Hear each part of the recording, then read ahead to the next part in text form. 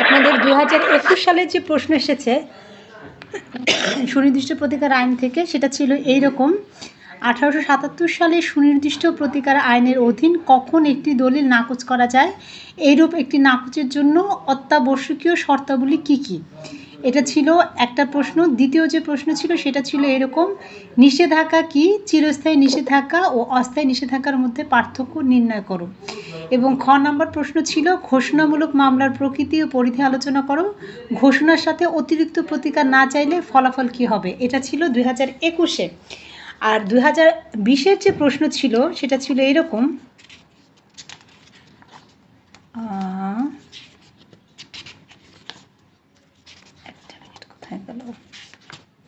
বিশের প্রশ্ন ছিল এরকম: সুনির্দিষ্ট চুক্তি সম্পাদন বলতে কি বোঝায়, কোন কোন চুক্তি সুনির্দিষ্টভাবে সম্পাদন করা যায় এবং কোন কোন চুক্তি সুনির্দিষ্টভাবে সম্পাদন করা যায় না, উদাহরণসহ আলোচনা করুন।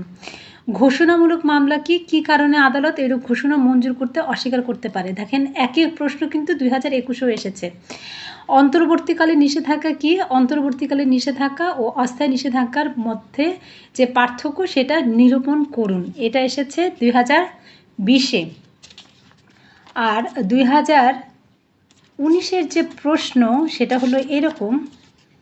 প্রশ্নগুলো বলছি এই কারণে যাতে আপনাদের একটা ধারণা আসে, যদিও আপনারা দেখেছেন তারপরেও যাতে আপনাদের একটা ধারণা আসে। সেখানে এসেছে এরকম যে এসআর অ্যাক্ট এর 9 ধারার অধীনে ইনকোয়ারির পরিসর কতখানি, সম্পত্তি দখল পুনরুদ্ধারের ক্ষেত্রে এসআর অ্যাক্টের 8 ধারার বিধান আলোচনা করো। একটি দলিল কখন রদ করা যায়, এইরূপ রদের জন্য কী কী উপাদান আবশ্যক, রিসিভার নিয়োগ সংক্রান্ত এসআর অ্যাক্টের বিধান আলোচনা করো। এ ছিল 19, 20 এবং 21-এর যে প্রশ্নের ধরন এটা ছিল। তো এখন এই যে প্রশ্নের ধরন সেটা দেখে আমরা যেটা বুঝলাম যে কোশ্চেন রিপিট হয়, এই জিনিসটা যেমন বুঝলাম। আরেকটা যেটা জিনিস সেটা হলো আমি যেভাবে পড়েছি, আমি যে অধ্যায়টা পড়েছি মানে সেখানে কোনো কিছু বাদ দিইনি। মানে একটা অধ্যায়ে যা আছে সেই অধ্যায়টা আপনি পুরোটা যদি ভালো করে পড়েন তাহলে যে জিনিসটা হবে কি, ওই অধ্যায় থেকে যেভাবেই প্রশ্ন আসুক না কেন সেটা কিন্তু তখন আপনার জন্য আনসার করাটা সহজ হয়ে যাবে।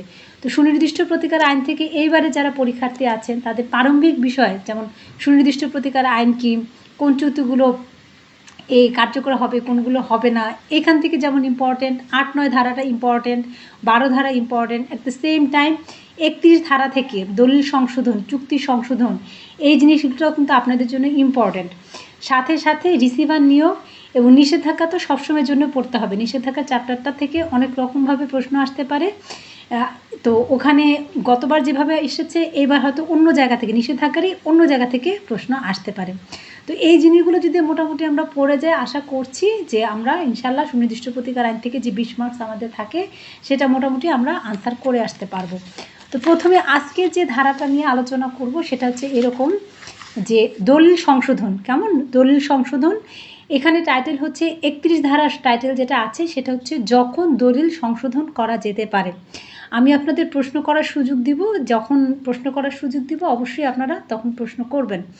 এখানে টাইটেলটা আছে যখন দলিল সংশোধন করা যেতে পারে, কিন্তু ভিতরে যেটা আছে চুক্তি সংশোধনের কথাও কিন্তু এই 31 ধারাতেই বলা হয়েছে। যদি আপনাদের প্রশ্ন যদি এইভাবে আসে কখন চুক্তি সংশোধন করা যায়, তখনও কিন্তু আপনাদের এই 31 ধারা দিয়েই আলোচনাটা করতে হবে বা লিখতে হবে।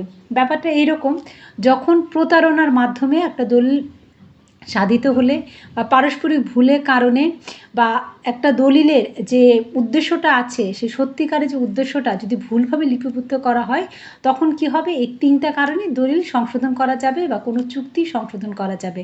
বিআর অ্যাক্টে যে কথাগুলো আছে সে কথাগুলো এরকম: যখন প্রতারণা বা পক্ষসমূহের পারস্পরিক ভুলের কারণে কোনো চুক্তি বা কোনো লিখিত দলিল সত্যিকারভাবে পক্ষদের উদ্দেশ্য প্রকাশ করে না, তখন যে কোনো পক্ষ বা তাদের স্বার্থ সংশ্লিষ্ট প্রতিনিধি দলিল সংশোধনের মোকদ্দমা করতে পারবে। পারবে। এটা একটা জিনিস মনে রাখার মতো বিষয়, সেটা হচ্ছে যে দলিল সংশোধনের মোকদ্দমাটা কে করবে? দলিলের বা চুক্তির যে পক্ষ বিপক্ষ থাকবে তাদের ভিতর থেকে পক্ষ বা বিপক্ষ যে কোনো পক্ষ এটা করতে পারবে, বা তাদের স্বার্থ সংশ্লিষ্ট যে প্রতিনিধি আছে তারা এটা সংশোধন করতে পারবে। আচ্ছা, এটা যখন সংশোধন করবে তখন আদালত কিছু বিষয় দেখবে। সেটা কীরকম? যে এই যে চুক্তিটা আসছে সে চুক্তিটার প্রকৃতিটা কীরকম, বা দলিলটা এসছে সেটার প্রকৃতিটা কীরকম, সেটা ন্যায়পর হতে হবে এবং সুবিবেচনামূলক হতে হবে। এবং আদালত আরও দেখবে যে এই যে দলিলটা সেটা কী অর্থে করা হয়েছিল, এই যে চুক্তি বা দলিল সেটার ফলাফলটা কি বৈধ, কোনো বৈধ অভিপ্রায় এখানে ছিল, এটা ভাষাটা অভিপ্রায়টা কীরকম ছিল, এই বিষয়গুলো কিন্তু দেখবে। এই যে কী কী বিষয় দেখবে বা কী কী নীতি অবলম্বন করবে, এই বিষয়গুলো আছে 32 ধারা এবং 33 ধারাতে। এখন এই যে দলিলটা সংশোধন করা হলো, এইটা কার্যকর করা হবে কেমন করে?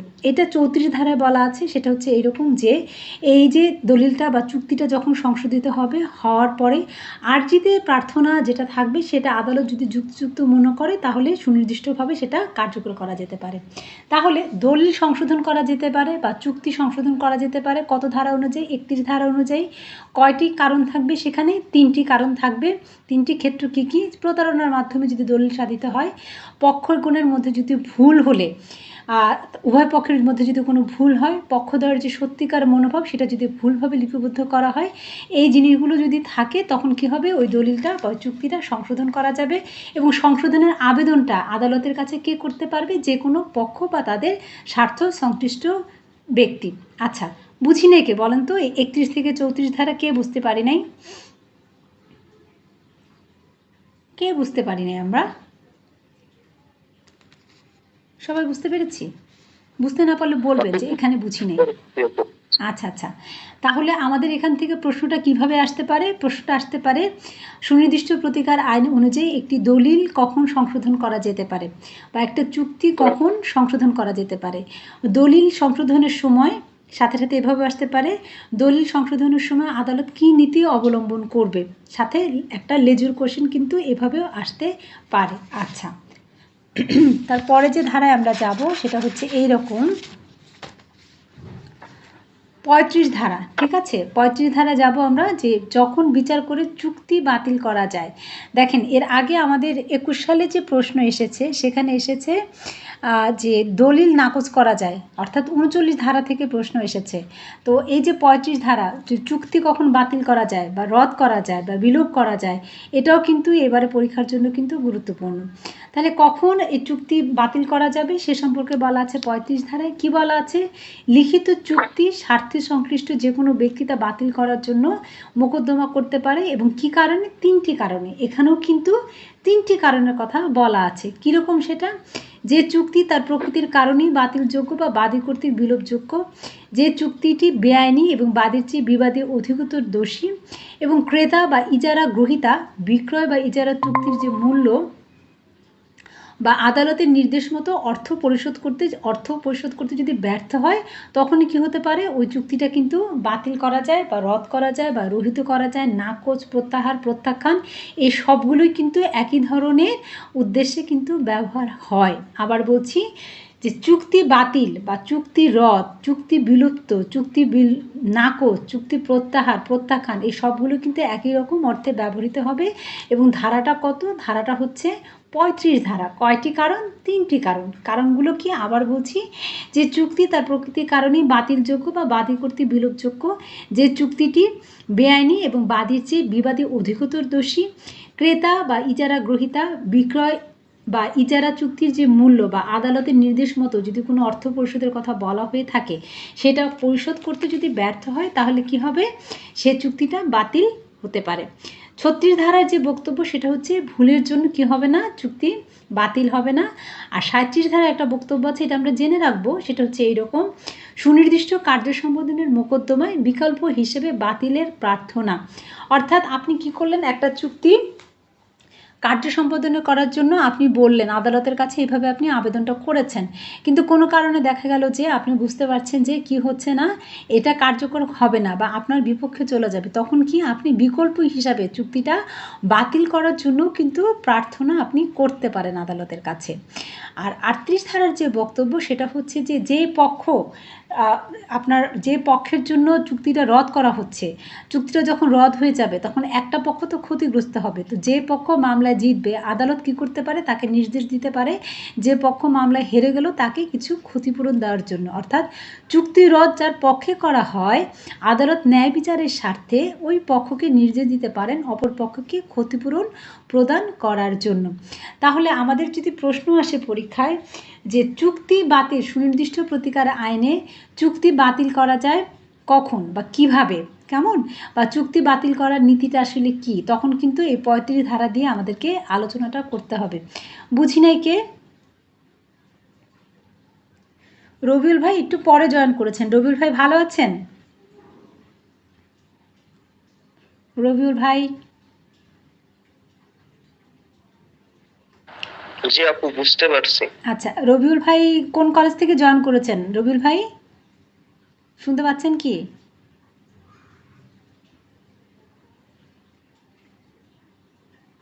আচ্ছা, ঠিক আছে।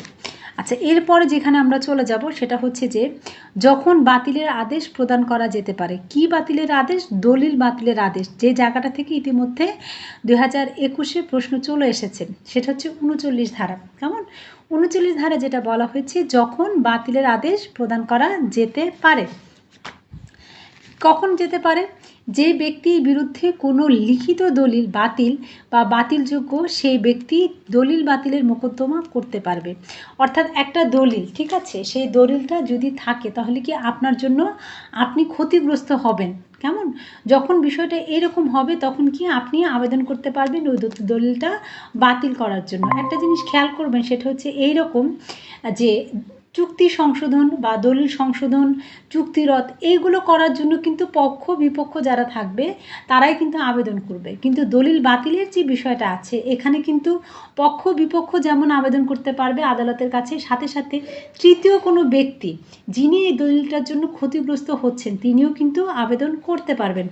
যেমন ধরেন আপনি কিছুই জানেন না, একটা জাল দলিল তৈরি করে আপনার নামে চালিয়ে দেওয়া হচ্ছে, আপনি যখন এটা জানতে পারবেন তখন কি যে এইটা ভবিষ্যতে আমার জন্য একটা ভয়াবহ অবস্থা দাঁড়াবে, তখন কিন্তু আপনি আদালতের কাছে কি করতে পারেন, মোকদ্দমা দায়ের করতে পারেন যে এই দলিলটা কি হবে, বাতিল করার জন্য কিন্তু আবেদন আপনি করতে পারেন। অর্থাৎ যে ব্যক্তির বিরুদ্ধে কোনো লিখিত দলিল বাতিল বা বাতিলযোগ্য সেই ব্যক্তি দলিল বাতিলের জন্য মোকদ্দমা করতে পারে। কত ধারার বিধান? এটা হচ্ছে 39 ধারার বিধান, যে প্রশ্নটা ইতিমধ্যে আমাদের এসে গিয়েছে। আচ্ছা, এরপর যেটা বলবো সেটা হচ্ছে যে দলিল আংশিকভাবে বাতিল করা যেতে পারে, এটা হচ্ছে 40-এর কথা, ধারা 40। যখন একটি দলিল বিভিন্ন প্রকার অধিকার বা বিভিন্ন বাধ্যবাধকতার সাক্ষ্য হয় তখন আংশিকভাবে বাতিল করা যেতে পারে। এটাও কিন্তু লেজুর কোশ্চেন আসতে পারে, যদি কোশ্চেন রিপিট হয় সেক্ষেত্রে এটাও কিন্তু লেজুর কোশ্চেন হিসেবে আসতে পারে। আবার 38 ধারার যে বক্তব্য একই রকম কাছাকাছি বক্তব্য আছে ধারা 41-এ, এটা হচ্ছে এইরকম, সেটা হচ্ছে এরকম যে পক্ষের জন্য দলিল বাতিল করা হয়েছে সে পক্ষের নিকট থেকে ক্ষতিপূরণ আদায়ের ক্ষমতা। অর্থাৎ যে পক্ষের জন্য কি করা হয়েছে, দলিলটা বাতিল করা হয়ে গেল, যিনি হেরে গেলেন মামলায়, তো তিনি যদি ক্ষতিগ্রস্ত হন তখন যিনি জিতবেন তাকে আদালত কি করতে পারেন, রিকোয়েস্ট করতে পারেন বা তাকে নির্দেশনা দিতে পারেন যে কোনো একটা ক্ষতিপূরণ দেওয়ার জন্য। তো এখান থেকে প্রশ্ন ইতিমধ্যে হয়ে গিয়েছে 39 ধারা থেকে। যদি আপনাদের প্রশ্ন আবার রিপিট হয় তাহলে একই রকমভাবে যদি রিপিট হয় যে দলিল বাতিল কখন হতে পারে বা দলিল খারিজ কখন হতে পারে বা দলিল কখন রদ হতে পারে, ঠিক আছে, বা কোন কারণে হতে পারে বা আংশিকভাবে কোনো দলিল বাতিল করা যেতে পারে কি না, এইভাবে কিন্তু প্রশ্ন আপনাদের হতে পারে। বুঝি নাই কে বলেন তো? কে বুঝি নাই?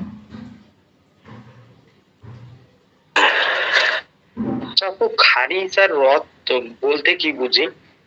খারিজটা বলতে এখানে বাতিল বোঝায়, এখানে রদটা বলতেও বাতিল বোঝায়, এগুলো মোটামুটি সব একই অর্থে ব্যবহৃত হয়। ওটা খারিজ করা মানে জমি খারিজ করা মানে ওটা কি বাতিল করা? জমি খারিজ করে না, এখানে জমি খারিজ না, এটা হলো দলিল। দলিলটা তাহলে বাতিল, দলিলটা বাতিল। জমি খারিজটা সেটা আপনি মিউটেশন, সেটা তো অন্য ইস্যু। নাম খারিজ যেটা হয়, জমি খারিজটা বলতে আপু কি বুঝায়? মানে অনেকে বলে যে জমি খারিজ করলাম, এটা হচ্ছে মিউটেশন করা, নাম খারিজ করা, আপনার নামে সরকারিভাবে রেজিস্ট্রেশন হওয়া, ঠিক আছে, এটা অন্য ইস্যু। আচ্ছা, এরপরে যেটা আছে সেটা হচ্ছে ঘোষণামূলক মোকদ্দমা। এই বিষয়টা কিন্তু অলরেডি 2021 এবং 2020-এ এই দুটো ক্ষেত্রেই কিন্তু এসেছে। এই কারণে আমার কাছে মনে হয় না যে এই জায়গাটা থেকে এবার আপনাদের প্রশ্ন হতে পারে। তো আমি আপনাদের প্রশ্ন তো প্রথমে আমি আলোচনা করেছি যে বিগত 3টা সালে প্রশ্ন কিভাবে এসেছে। তো সেক্ষেত্রে 2020-এ এবং 2021-এ এই দুটো জায়গা থেকেই কিন্তু এই ঘোষণামূলক মোকদ্দমার প্রশ্ন ইতিমধ্যে চলে এসেছে। তো তারপরেও ক্লাসের শেষের দিকে আমি একটু আলোচনা করব। যেখানে চলে যাব সেটা হচ্ছে যে তত্ত্বাবধায়ক বা রিসিভার নিয়োগ, যেটা এই জায়গাটা থেকে এবার আপনাদের প্রশ্ন হতে পারে। এই জিনিসটা আছে হচ্ছে গিয়ে আপনার 44 ধারায় তত্ত্বাবধায়ক নিয়োগ, যে এই বিষয়টা আছে সুনির্দিষ্ট প্রতিকার আইনে 44 ধারায়। এবং সুনির্দিষ্ট প্রতিকার আইনে এখানে কি আছে, রিসিভার নিয়োগের কথাটা বলা আছে যে আদালত তার সুবিবেচনার উপর নির্ভরশীল হয়ে বা সুবিবেচনামূলক ক্ষমতাটা প্রয়োগ করে তিনি কি করবেন, তত্ত্বাবধায়ক নিয়োগ করবেন বা রিসিভার নিয়োগ করবেন। কিন্তু এটার যে বিধান, সেই বিধানটা কিন্তু দেওয়ানি কার্যবিধি অনুযায়ী কিন্তু জিনিসটা হবে। আপনারা একটা জিনিস মাথায় রাখবেন, সুনির্দিষ্ট প্রতিকার আইনের যে বিষয়গুলো আছে, স্থায়ী নিষেধাজ্ঞা এবং বাধ্যতামূলক নিষেধাজ্ঞা, এই দুটো বিষয় ছাড়া আর সব কিছুই কিন্তু দেওয়ানি কার্যবিধি অনুযায়ী হয়। স্থায়ী নিষেধাজ্ঞা এবং আপনার বাধ্যতামূলক নিষেধাজ্ঞা, এই দুটো ক্ষেত্রে কী হয়, সুনির্দিষ্ট প্রতিকার আইনটাই প্রয়োগ হয়। অন্য অন্য যে ক্ষেত্রগুলো আছে সব ক্ষেত্রেই কিন্তু দেওয়ানি যে কার্যবিধি আছে সেই বিষয়টা ব্যবহার হয়ে থাকে। তো 44 ধারায় শুধু রিসিভার নিয়োগ যে সুবিবেচনামূলক ক্ষমতা আদালতের, এই সম্পর্কে বলা আছে। এটা সম্পর্কে একদম ডিটেলস বলা আছে দেওয়ানি কার্যবিধির 40 যে আদেশ, সে 40 আদেশ এটা সম্পর্কে ডিটেলসটা বলা আছে। রিসিভার কি, সেখানে কখন এটা নিয়োগ হবে, তার ক্ষমতা কীভাবে কী থাকবে, কী নীতির অনুযায়ী বেস করে রিসিভারটা নিয়োগ হবে, সম্পূর্ণটাই আছে আপনারা দেওয়ানি কার্যবিধির 40 আদেশে। আচ্ছা, এই রিসিভার নিয়োগটা কি আপনারা বোঝেন? আমি একটা উদাহরণ দিই, তাহলে সহজ হয়ে যাবে আপনাদের জন্য। এই যে বেনজির, পুলিশের যিনি কর্মকর্তা ছিলেন বেনজির, তার যে গোপালগঞ্জের যে সম্পত্তি, তিনি যখন পালিয়ে চলে গেলেন, এগুলো রেখে চলে গেলেন, তখন কি করেছে, গভর্নমেন্টের পক্ষ থেকে সেখানে একজন তত্ত্বাবধায়ক নিয়োগ করা হয়েছে। কারণ ওইটার যে কর্মচারী আছেন বা ওখান থেকে যে আয়টা হয় বা এত বড় সম্পত্তি, সেটা দেখভাল করার জন্যই কিন্তু আদালত কি করেছে, একজন লোককে নিয়োগ দিয়েছেন যিনি তত্ত্বাবধায়ক বা রিসিভার। তিনি এখন কি করবেন, ওই সম্পত্তিটা দেখভাল করবেন, ওইটা যাতে কোনো ক্ষতি না হয় সেটা দেখবেন, এবং বাৎসরিক এটার যেটা ইনকাম সেটা সরকারের কাছে সেটা জমা দিবেন, এবং এটার জন্য পুরোটাই উনি দায়বদ্ধ থাকবেন। এটাই বলা হচ্ছে তত্ত্বাবধায়ক বা রিসিভার নিয়োগ। বোঝাতে পারলাম বিষয়টা? উদাহরণটা বুঝতে পেরেছেন? একটু কথা বলতে হবে। আচ্ছা, সিরাজ ভাই কোত্থেকে জয়েন করেছেন, তারপরে শরীফুল ভাই কোত্থেকে জয়েন করেছেন, আপনারা কোন কলেজ আপনাদের? আমি জয়েন করেছি দেওয়ান ইদ্রিস ল কলেজ থেকে। ও সিরাজ ভাই, আমার কলেজ ইপিজেড আমি এখন আছি ইপিজেড এ দেওয়ান ইদ্রিস ল কলেজে স্টাডি আমার করতেছি। কলেজে দেওয়ান ইদ্রিস ল কলেজ, ঠিক আছে। আর শরীফুল ভাই, শরীফুল ভাই আপনি কোন কলেজ থেকে জয়েন করেছেন? শরীফুল ভাই শুনতে পাচ্ছেন? আচ্ছা, যাই হোক, তাহলে রিসিভার জিনিসটা কি? রিসিভার জিনিসটা একজন তত্ত্বাবধায়ক। এটা কি হবে, আদালত মোকদ্দমা চলাকালীন সময়ে বা এটা ডিক্রিদানের পূর্বে বা পরে সম্পত্তি রক্ষণাবেক্ষণের জন্য একজন তত্ত্বাবধায়ক বা রিসিভার তিনি নিয়োগ দিতে পারবেন। তিনি কি করবেন, ওই সম্পত্তিটা পুরোটাই তিনি তার রক্ষণাবেক্ষণের যে দায়িত্ব সেটা পালন করবেন। কোথায় বলা আছে এটা? আদেশ 40-এ বলা আছে। কি হতে পারে, তিনি কি করতে পারেন, সম্পত্তির দখল থেকে আদালত কোনো ব্যক্তিকে অপসারণ করতে পারেন। আদালত রিসিভারকে বিভিন্ন ক্ষমতা অর্পণ করতে পারেন, যেমন মামলা দায়ের করা, মামলার জবাব দেওয়া, সম্পত্তির ব্যবস্থাপনা করা, সম্পত্তির উন্নয়ন করা, খাজনা আদায় করা ইত্যাদি।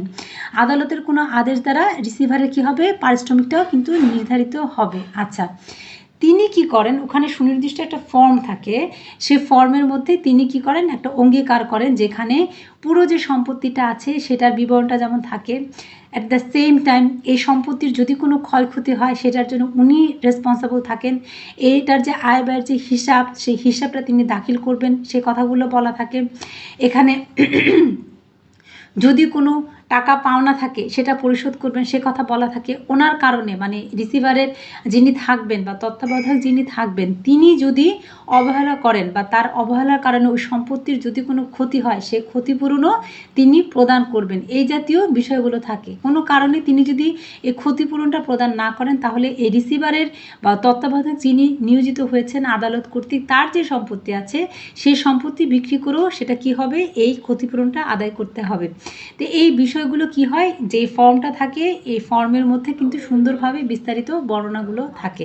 আপনারা নিশ্চয়ই দেখেছেন যখন বেনজি সাহেবের গোপালগঞ্জের যে প্রপার্টিতে যখন রিসিভার নিয়োগ করা হয় তখন রিসিভার শুধু এটা ভিজিটে যায়নি, গোপালগঞ্জের আরও উচ্চ পর্যায়ে জেলা প্রশাসক থেকে শুরু করে অন্য যারা আছেন তারা সবাই মিলে কিন্তু ওই প্রপার্টি ভিজিট করতে গিয়েছেন। কেন গিয়েছেন, যে আসলে ওখানে কি কি জিনিস আছে সেটা দেখার জন্য। পরবর্তীতে 1 বছর পরে যখন আবার এটা ভিজিট হবে যে হ্যাঁ সব জিনিসগুলো ঠিকঠাক মতো আছে কিনা, এই প্রমাণটা রাখার জন্য কিন্তু তারা এই জিনিসটা ভিজিট করতে গিয়েছেন। বুঝতে পেরেছেন বিষয়টা? বুঝতে পেরেছেন সেলিম ভাই?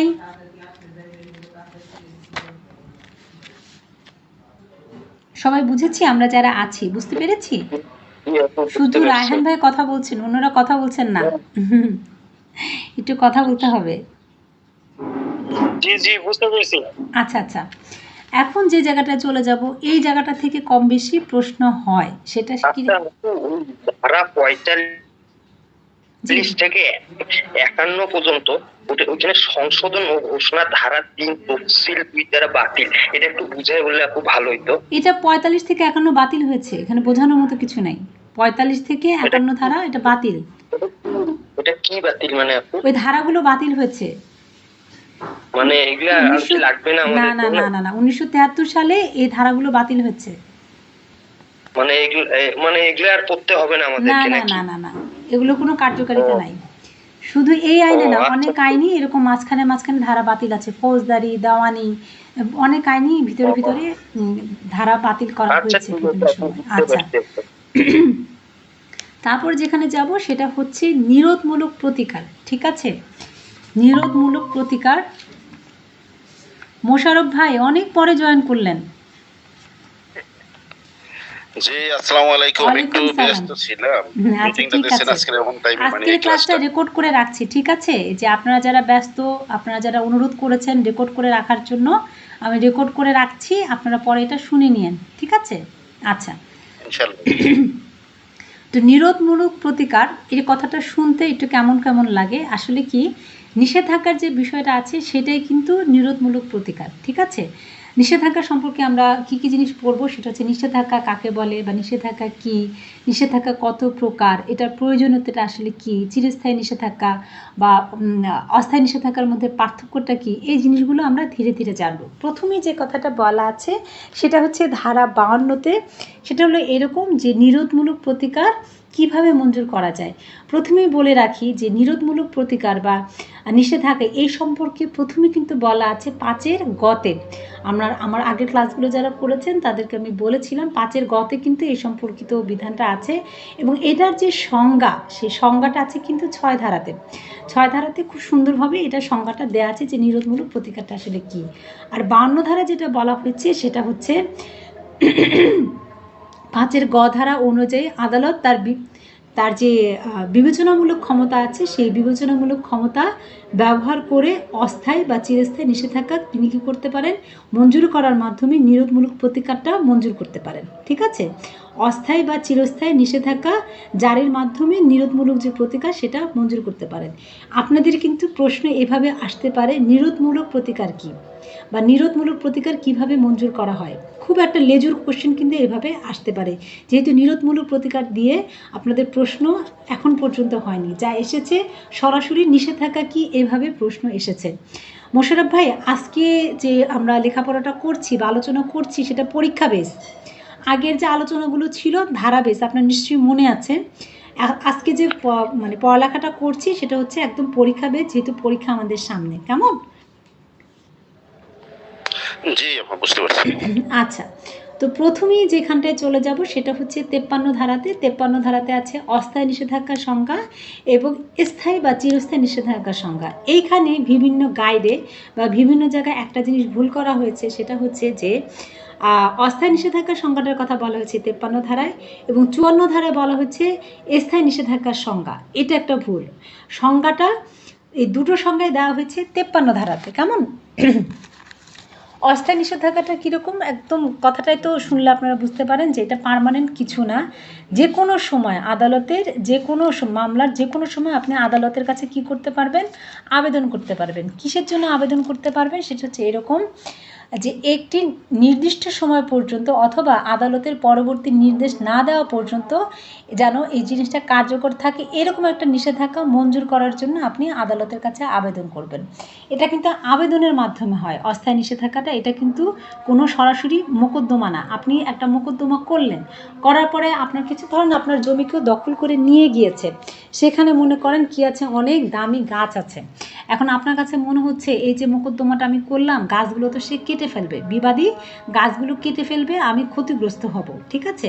তখন আপনি এই যে দখল পুনরুদ্ধারের মামলাটা করলেন, সাথে সাথে কি হলো, আপনি একটা আবেদন করলেন অস্থায়ী নিষেধাজ্ঞার, এই কারণে যে যাতে গাছগুলো না কাটে, যতক্ষণ পর্যন্ত এই মামলার কোনো সুরাহা না হবে অতক্ষণ পর্যন্ত এই সম্পত্তির কোনো রকম যাতে স্থানান্তর বা কোনো রকম ক্ষতি যাতে করতে না পারে, এরকম একটা অস্থায়ী নিষেধাজ্ঞার আবেদন আপনি সাথে সাথেই করে ফেলবেন। বা পরবর্তীতেও আপনি করতে পারেন, যদি আপনার কাছে মনে হয় যে না পরবর্তীতে যেটা আপনার মনে হয়, আপনি পরবর্তীতে যেও কিন্তু আপনি এই জিনিসটা করতে পারেন। আর অস্থায়ী নিষেধাজ্ঞা সম্পর্কে আরেকটা ভুল ধারণা আমাদের আছে, সেটা হচ্ছে এরকম, আমরা মনে করি যে শুধু বাদী এটা করতে পারে। বাদী বিবাদী উভয়ই কিন্তু অস্থায়ী নিষেধাজ্ঞার আবেদন করতে পারে। মোকদ্দমা হওয়ার পরে জিনিসটা দখলে আছে, মনে করেন বাদী, দলিল সংক্রান্ত কোনো মোকদ্দমা বা অন্য কোনো জটিলতা, বিবাদীর কাছে মনে হলো যে সম্পত্তি ক্ষতি সাধন করতে পারে বাদী, তখন বিবাদীও কিন্তু কি করতে পারে, সে অস্থায়ী নিষেধাজ্ঞার জন্য আবেদন কিন্তু করতে পারে। অর্থাৎ অস্থায়ী নিষেধাজ্ঞার যে আবেদন সেটা বাদী এবং বিবাদী উভয় কিন্তু করতে পারে। এই অস্থায়ী নিষেধাজ্ঞা এটা যে প্রয়োগটা, সেই প্রয়োগটা কিন্তু আছে দেওয়ানি কার্যবিধির 39 আদেশে। 39 আদেশে ডিটেলস বলা আছে এটা কেমন করে প্রয়োগ করতে হবে, অস্থায়ী নিষেধাজ্ঞা যদি কেউ না মানে সেক্ষেত্রে কী ধরনের শাস্তির বিধান আছে, পুরো জিনিসটাই আছে দেওয়ানি কার্যবিধির 39 আদেশে। আচ্ছা, এখন যখন অস্থায়ী নিষেধাজ্ঞাটা দিবে, আদালত কি কি জিনিস বিবেচনায় নিয়ে আসবে? আদালত প্রথমে যেটা বিবেচনায় আনবে সেটা হচ্ছে আপাতত দৃশ্যমান একটা ইস্যু থাকতে হবে, একটা মামলা থাকতে হবে বা প্রাইমা ফেস একটা থাকতে হবে, যে যেটার উপর বেস করে তিনি অস্থায়ী নিষেধাজ্ঞাটা দিতে পারেন। বাদী অপূরণীয় ক্ষতির সম্ভাবনা, মানে যিনি আবেদন করছেন তার অপূরণীয় ক্ষতির একটা সম্ভাবনা থাকবে। মামলার ভারসাম্য রক্ষা করার জন্য প্রয়োজন। নিষেধাজ্ঞা মঞ্জুর হলে তৃতীয় ব্যক্তির ক্ষতির কোনো সম্ভাবনা নাই এবং মামলায় বাদী মানে যিনি অস্থায়ী নিষেধাজ্ঞার আবেদন করছেন তার জয়লাভের একটা সম্ভাবনা আছে। এই যে বিষয়গুলো বিবেচনা করে কি করবে, আদালত অস্থায়ী নিষেধাজ্ঞা মঞ্জুরটা করবে। এবং মামলার পর্যায়ক্রমে বা মামলার কার্যধারায় আদালতে নিজের যদি মনে হয় যে এখানে অস্থায়ী নিষেধাজ্ঞা দেওয়া প্রয়োজন, তিনি কিন্তু তার সহজাত ক্ষমতা প্রয়োগ করেও অস্থায়ী নিষেধাজ্ঞা দিতে পারে। আমরা জানি কি দেওয়ানি যে আদালতগুলো থাকে প্রত্যেকটা আদালতেই তার সহজাত ক্ষমতা আছে, ঠিক আছে? সেই সহজাত ক্ষমতা প্রয়োগ করে তিনি কি করতে পারেন, তিনিও কিন্তু আদালত নিজেও কিন্তু অস্থায়ী নিষেধাজ্ঞাটা দিতে পারেন। কেমন? অস্থায়ী নিষেধাজ্ঞা বুঝি নাই কি একটু বলেন তো, উমুকে বুঝি নাই, বুঝতে পারি নাই। আচ্ছা, এটা কিন্তু কি হবে, আবেদনের মাধ্যমে যাবে এবং মোকদ্দমার যে কোনো অবস্থায় এটা করা যাবে এবং এটা নির্দিষ্ট সময় পর্যন্ত বা আদালতের পরবর্তী আদেশ না দেওয়া পর্যন্ত এই জিনিসটা বলবৎ থাকবে। বুঝি নাই কি অস্থায়ী নিষেধাজ্ঞা, একটু বলেন প্লিজ। সবাই বুঝতে পেরেছি? মোশাররফ ভাই বুঝতে পেরেছেন? জি হাসনা আপা, বুঝতে পারছি আমি। আচ্ছা আচ্ছা, এখন দেখেন যখনই অস্থায়ী নিষেধাজ্ঞার বিষয়টা আসে, আমরা যে দেওয়ানি কার্যবিধির 39 আদেশে সেখানে আরেকটা শব্দ আছে অন্তর্বর্তীকালীন আদেশ বা অন্তর্বর্তীকালীন নিষেধাজ্ঞা, ঠিক আছে? এই ধরনের একটা বিষয় আসে, যেটা নিয়ে ইতিমধ্যে প্রশ্ন এসেছে।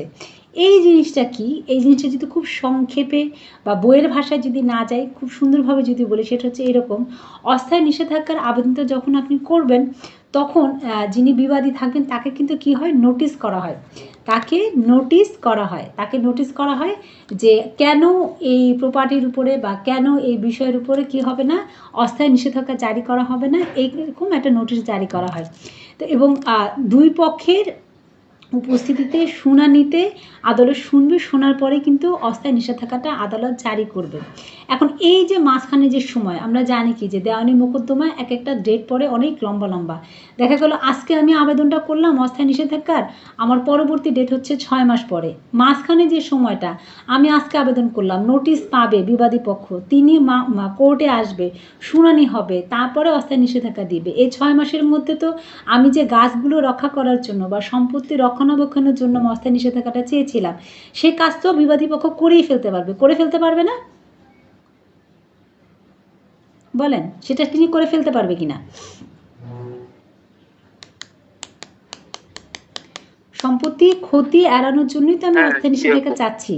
তখন কি হবে, এই যে একটা ডেট, এই যে একটা লম্বা সময় পেয়ে যাবে, তখন কিন্তু ক্ষতিটা হয়ে যাবে। এই ক্ষতিটা যাতে না হয়, অর্থাৎ যতক্ষণ পর্যন্ত বিবাদী পক্ষ কোর্টে এসে তিনি তার যে কারণগুলো উল্লেখ না করতে পারবেন বা পরবর্তী যে ডেটটা থাকবে তার আগ পর্যন্ত যে সময়টা, সেই সময় পর্যন্ত যে প্রপার্টি আছে বা যে বিষয়ের জন্য অস্থায়ী নিষেধাজ্ঞাটা আমি চাচ্ছি, সেটা যাতে স্থিতি অবস্থায় থাকে, ঠিক আছে, সেটা যাতে কোনো রকম ক্ষতি করতে না পারে, মানে পরবর্তী যে মামলার যে ডেটটা আসবে সেই ডেট পর্যন্ত এটা যাতে স্থিতি অবস্থায় থাকে, বা অস্থায়ী নিষেধাজ্ঞা কার্যকর করার জন্য যে শুনানিটা হবে সেটা হওয়ার আগ পর্যন্ত এই সম্পত্তির যাতে কোনো ক্ষতি না হয় বা বিষয়বস্তুর যাতে কোনো ক্ষতি না হয়, এটা যাতে স্থিতি অবস্থায় থাকে, সেজন্য এই অন্তর্বর্তীকালে আদেশটা দেয়া হয়। বোঝাতে পেরেছি?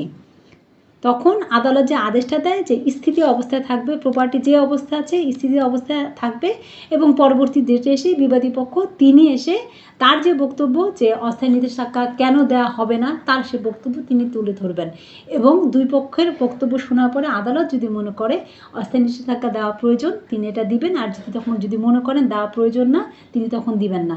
অস্থায়ী নিষেধাজ্ঞা যখন জারি হয়ে যাবে তখন কিন্তু আর এই অন্তর্বর্তীকালে নিষেধ আদেশ বা স্থিতি অবস্থায় এই আদেশ কিন্তু তখন আর কার্যকর থাকে না। বোঝাতে পেরেছি বিষয়টা? বুঝতে পেরেছেন? আচ্ছা, শুধু রায়হান ভাই কথা বলছেন, অন্যরা একদম চুপ।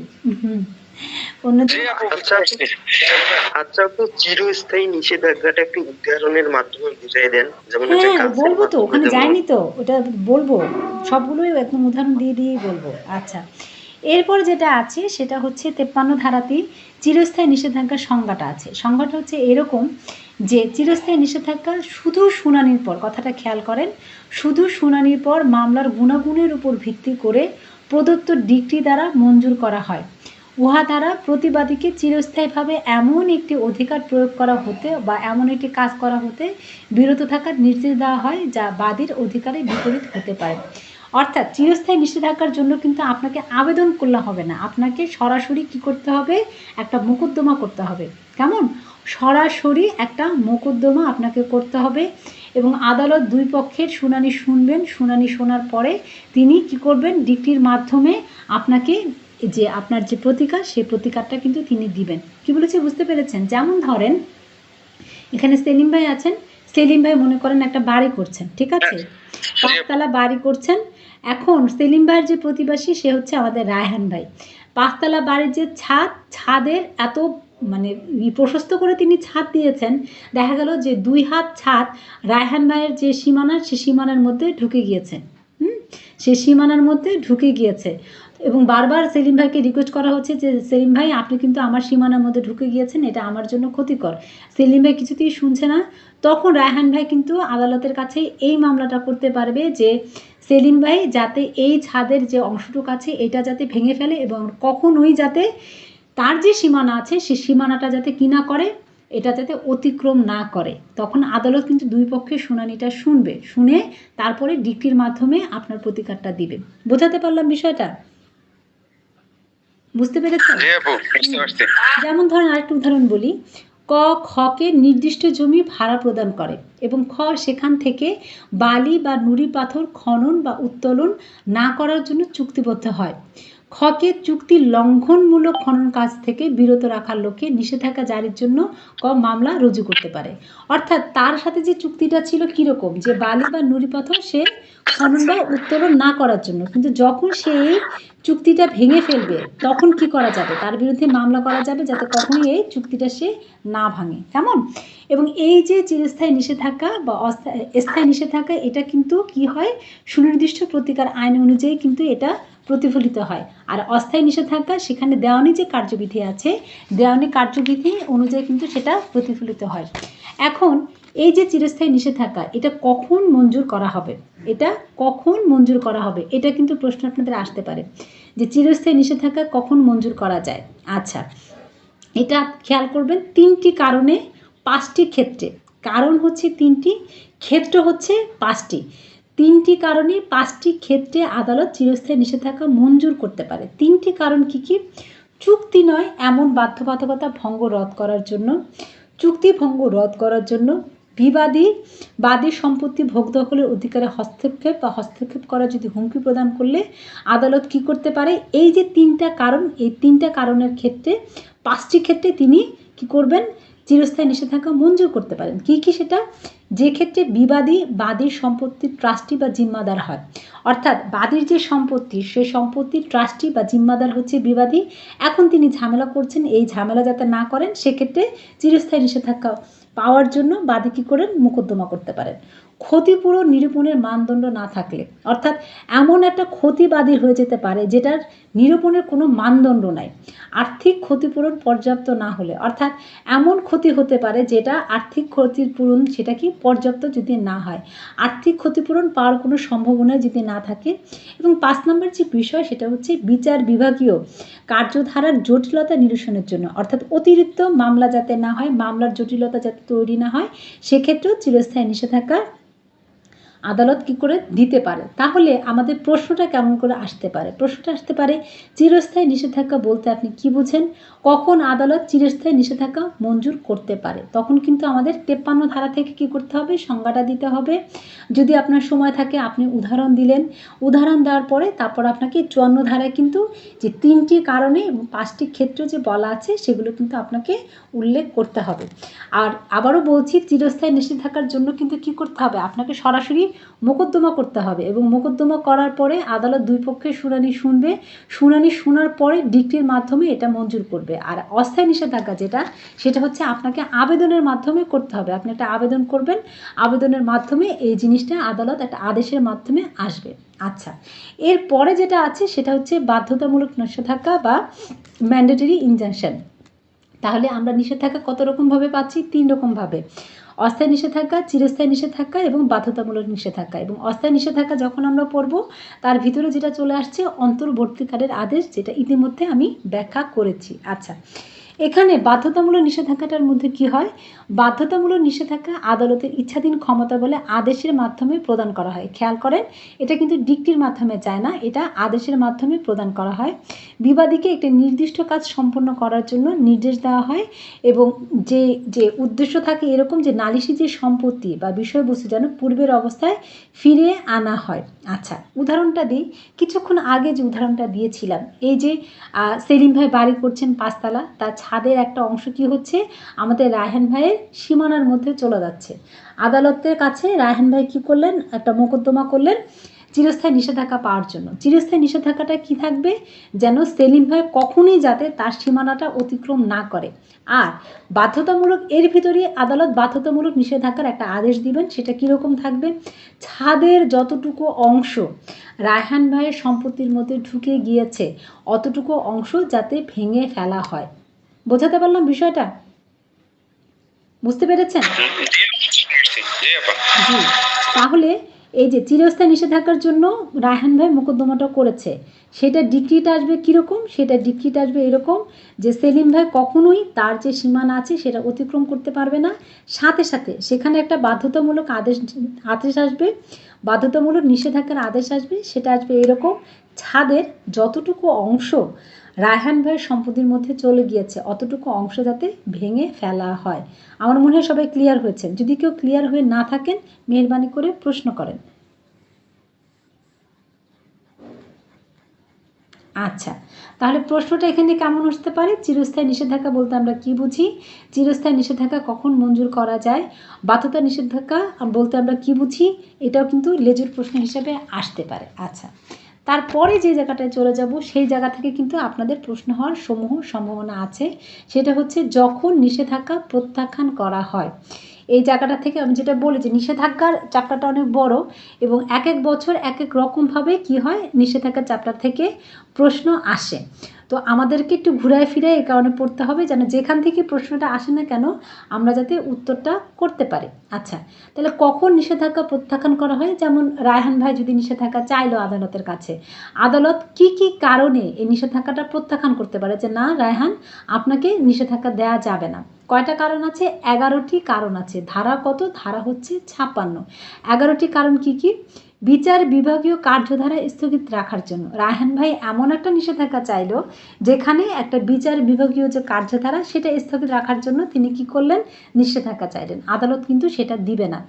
কোনো অধীনস্থ আদালতের কার্যধারা স্থগিত রাখার জন্য সেটাও কিন্তু আদালত দিবে না। কোনো ব্যক্তিকে আইন প্রণয়ন বিষয়ক কর্তৃপক্ষের নিকট আবেদন করা থেকে বিরত রাখার জন্য, সরকারের কোনো বিভাগের সরকারি কর্তব্যে বা বিদেশি সরকারের কোনো কাজে হস্তক্ষেপ করার জন্য, কোনো ফৌজদারি বিষয়ে কার্যক্রম স্থগিত রাখার জন্য, যে চুক্তির কার্য সুনির্দিষ্টভাবে সম্পাদন করা যায় না এমন চুক্তিভঙ্গ নিরোধের উদ্দেশ্যে, উৎপাত নয় এমন কাজ নিরোধ করার জন্য, এমন একটি ক্রমাগত লঙ্ঘন নিরোধ করার জন্য যেখানে আবেদনকারী বা বাদী মৌন সম্মতি প্রদান করেছে, ট্রাস্ট ভঙ্গের মোকদ্দমা ব্যতীত যখন অন্য কোনো সাধারণ কার্যক্রমের মাধ্যমে সমপরিমাণ যথার্থ প্রতিকার নিশ্চিতভাবে পাওয়া যায় বা অন্য কোনো আইনে প্রতিকার পাওয়া গেলে, আবেদনকারী বা তার প্রতিনিধির আচরণ এমন হয় যে সে আচরণ তাকে আদালতের সাহায্য হতে বঞ্চিত করে বা বাদীর অসাধারণ আচরণ, যেখানে আবেদনকারী মামলার বিষয়বস্তুতে কোনো ব্যক্তিগত স্বার্থ নাই। এই যে 11টি কারণ, এই 11টি কারণে যে কোনো একটি কারণই যদি থাকে, আদালত যদি বুঝতে পারে যে কোনো একটি কারণ আছে তখন কিন্তু নিষেধাজ্ঞা আর মঞ্জুর আদালত করবে না। তাহলে প্রশ্ন কিন্তু আপনাদের এভাবেও আসতে পারে। এখানে নিষেধাজ্ঞা বলতে কিন্তু চিরস্থায়ী নিষেধাজ্ঞার কথা বলা হয়েছে। এখানে প্রশ্ন আপনাদের এভাবেও আসতে পারে যে কখন আদালত চিরস্থায়ী নিষেধাজ্ঞা মঞ্জুর করবে না বা কখন আদালত চিরস্থায়ী নিষেধাজ্ঞার আবেদন প্রত্যাখ্যান করবে, তখন কিন্তু আপনাদের এইভাবে আনসারটা করতে হবে। বোঝাতে পেরেছি?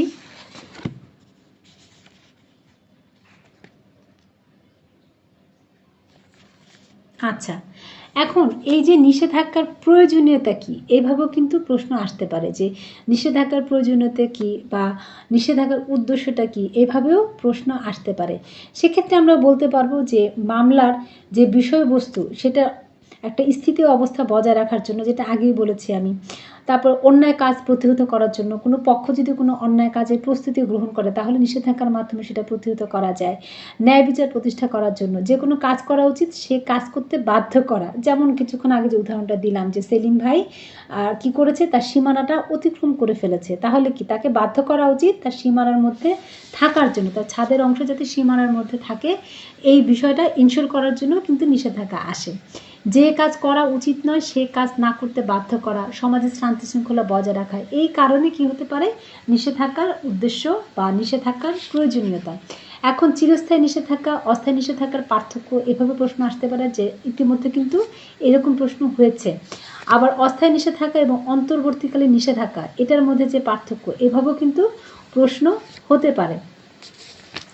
আবার স্থিতি অবস্থা কি, এভাবেও কিন্তু প্রশ্ন আসতে পারে যে স্থিতি অবস্থা কি, যেটা বলেছি যে যখন কি হবে অস্থায়ী নিষেধাজ্ঞাটা আপনি আবেদনটা করবেন, করার পরে মধ্যবর্তী যে সময়টা আছে সেই সময়ের মধ্যে সম্পত্তি যাতে কি না হয়, ক্ষতি যাতে হতে না পারে বা কোনো পরিবর্তন যাতে না হতে পারে, তখন কিন্তু এই স্থিতি অবস্থাটা থাকবে। আর কোর্টে যেটা এটাকে বলা হয় স্ট্যাটাস কো, দেখবেন আপনারা যখন কোর্ট প্র্যাকটিসে যাবেন তখন আপনারা এই জিনিসগুলো বারবার আপনাদের সাথে আসবে। আচ্ছা, এটাই ছিল নিষেধাজ্ঞার চ্যাপ্টার। তো এইখানে আজকের আলোচনাটা শেষ করব সুনির্দিষ্ট প্রতিকার আইনের উপর। এর আগে আমরা 2টা ক্লাস করেছি, আজকে 3rd ক্লাস। এটা আজকে যা যা পড়ালাম গ্রুপে সিরিয়ালে কি দিয়ে দিব, ওই প্রশ্নগুলো দিয়ে দিব। আপনারা নিশ্চয়ই দেখেছেন গ্রুপের আগে প্রশ্নগুলো দেওয়া আছে। নেক্সট ক্লাসে আপনারা কোন সাবজেক্টটা পড়তে চাচ্ছেন, কোন সাবজেক্টটা পড়লে আপনাদের জন্য ভালো হয়, পরীক্ষার জন্য। ম্যাডাম ওই যে একটু কথা বলা যাবে ম্যাডাম? একটু না, বেশি কথা বলেন। আচ্ছা ম্যাডাম, থ্যাংক ইউ।